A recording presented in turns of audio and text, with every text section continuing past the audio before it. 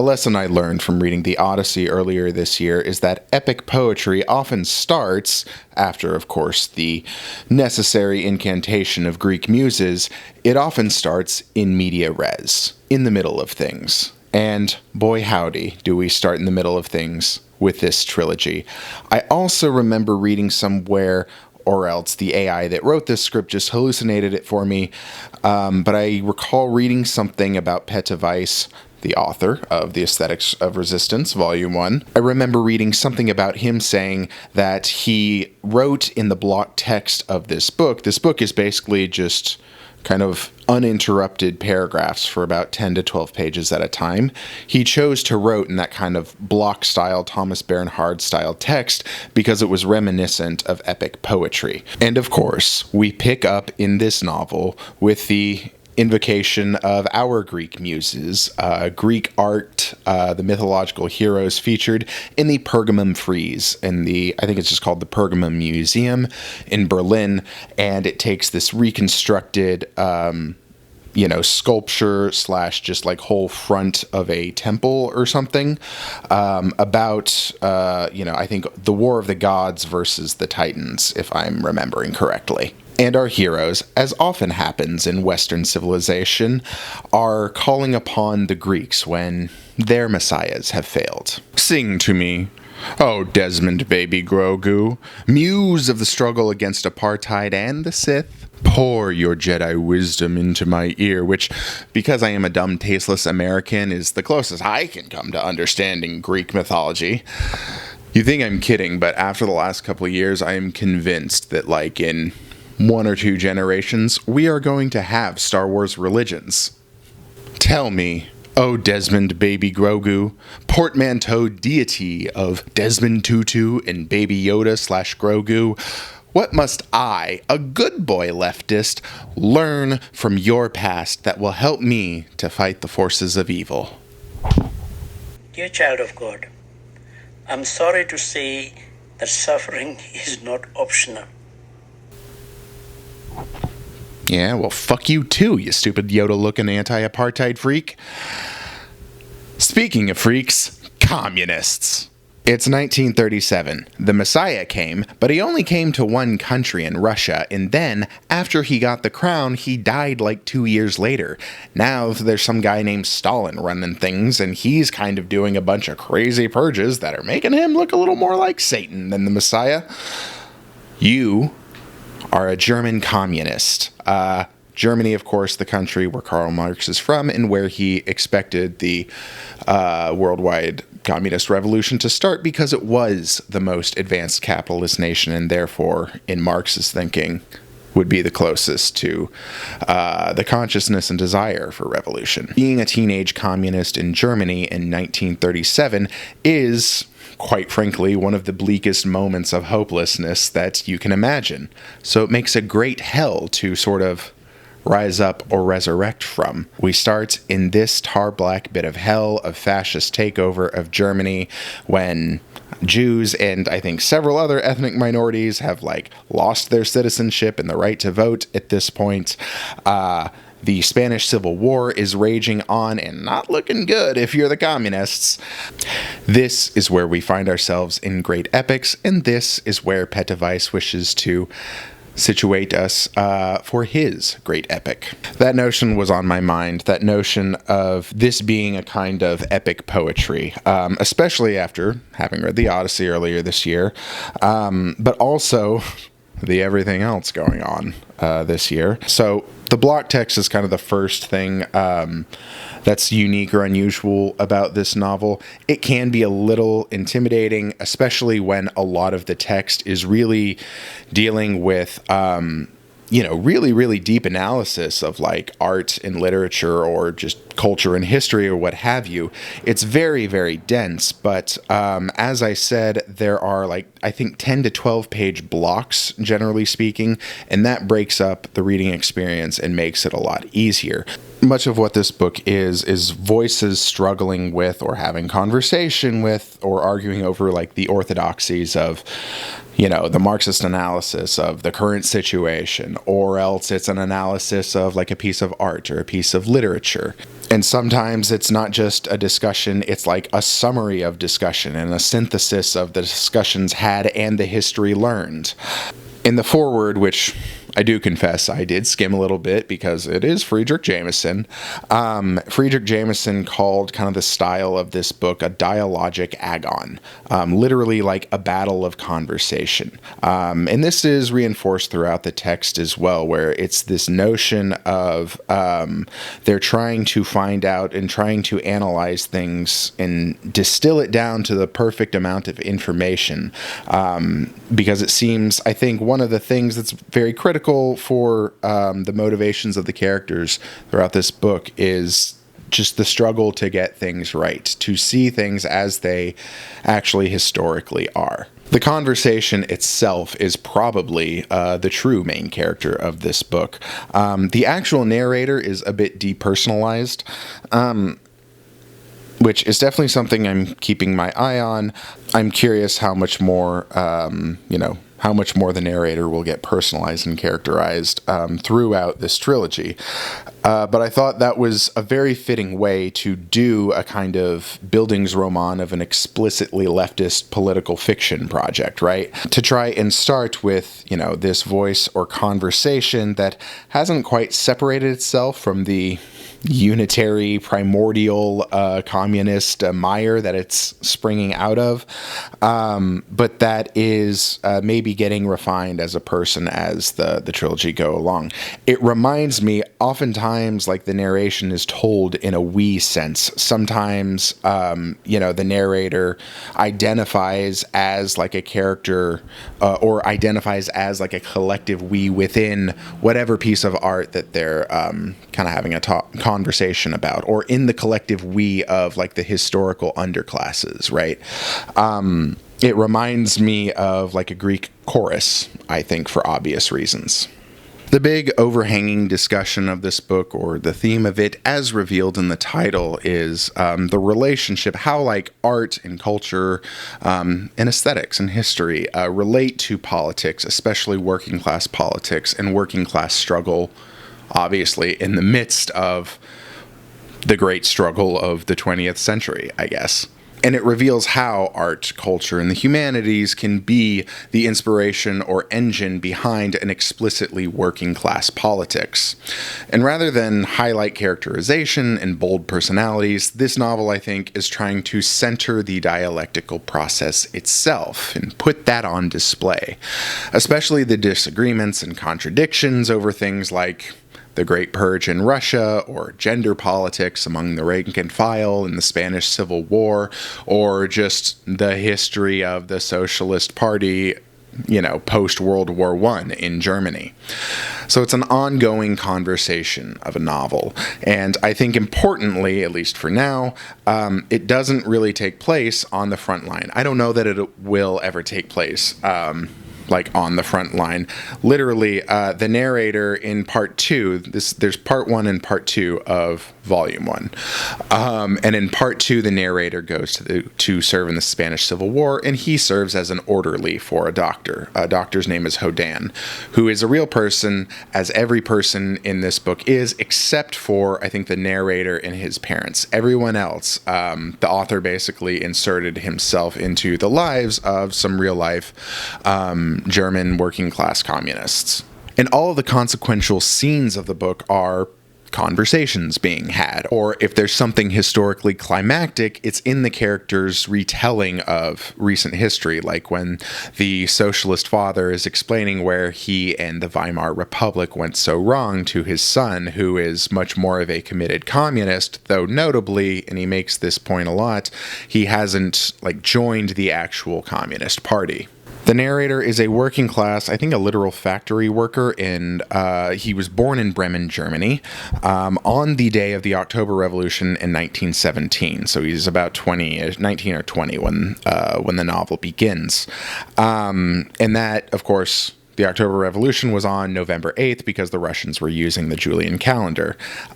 Peta Weiss's actual birthday is also on November 8th, but it was in 1916, the year before. And that's kind of a good measure for how, different this book is from the real world.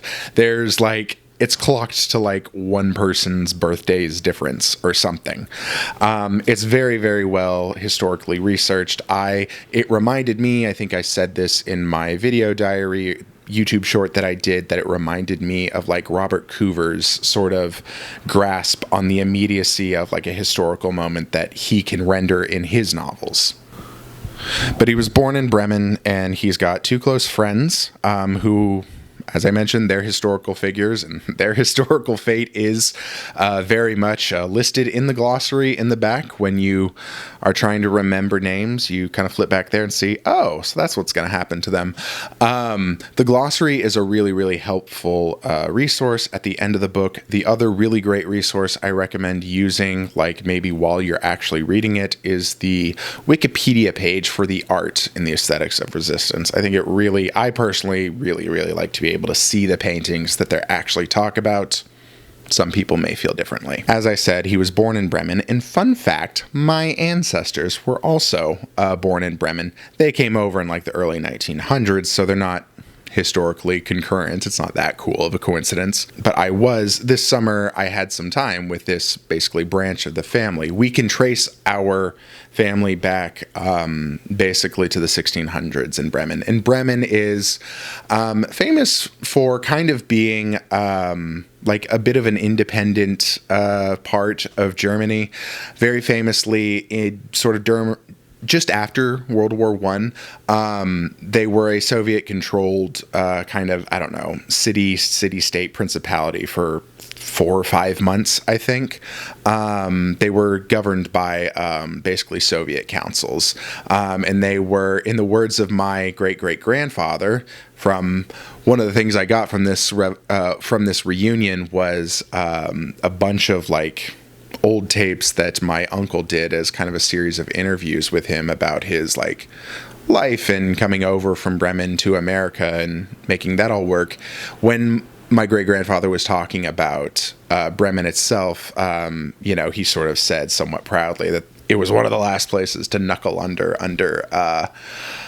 Hitler. And in this book, I believe the narrator's father gets shot on the Kaiser Bridge in like the Bremen, I think, uprising.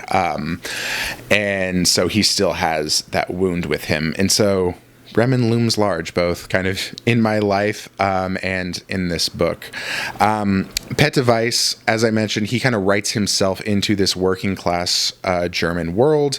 Weiss, I think, was was he Swedish or Swiss? I can't remember, but like Swiss-German or Swedish-German immigrant.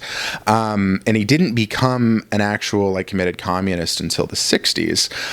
But then he sort of turned back on history and was like, okay, well, I want to write kind of the subaltern history of working class people coming to like artistic and political consciousness that, maybe has maybe been lost otherwise. So part 1 is the introduction of the narrator's life and the political situation of Germany in 1937. And because we start in media res, there's a lot of backtracking. My favorite, I've mentioned this portion a couple times already, but the sort of ongoing conversations and scenes between the socialist father and communist son about just the sort of slow decline, the sort of slowly and all at once decline of the Socialist Party of the Popular Front, really, in Weimar Germany.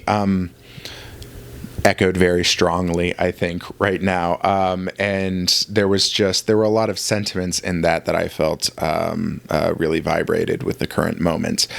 In part 2, the narrator goes to Spain to fight in the Spanish Civil War. Doesn't actually fight, I should say. Again, he's a medical orderly. And as I mentioned, it is devoid of a lot of action. They're not by any means at the front of that battle or of that war. But there's, these other great scenes where there's the way it opens up is like with a beautiful just discourse and history on basically the underclasses in Spain, how the historical underclass, it's a bit like if Howard Zinn was writing about, I'm sorry, I know that's a very American comparison. There's also just some great discussions on great Spanish paintings and the sort of ongoing, evolving anxiety around the actions of the Soviet Union and of the sort of various factional governments that are in control of the Spanish Republic. And that's kind of the whole novel. It is a swirling tornado of art, culture, history, literature, politics, and it all also kind of importantly, I think, takes place at the margins and sort of just outside of like the main action. There were some other books that I read, either all of or parts of, while I was reading this. This is Milton Mayer's They Thought They Were Free.